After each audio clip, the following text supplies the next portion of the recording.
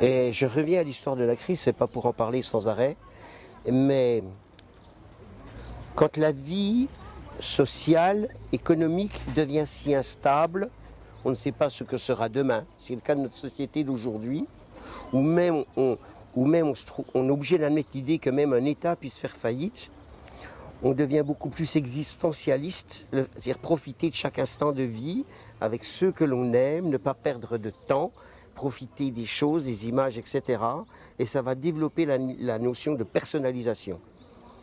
Être bien dans sa vie, être bien dans son image pour être bien avec les autres.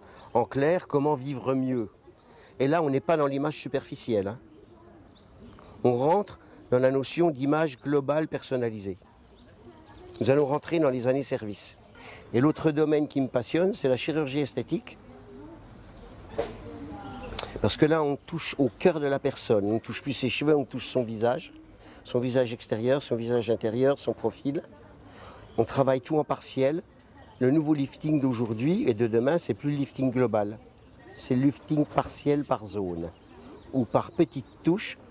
On fait ressortir de la personne son image intérieure personnelle pour qu'elle soit heureuse pour elle-même et au regard des autres, et qui l'accompagne tout au long de sa vie et de son évolution.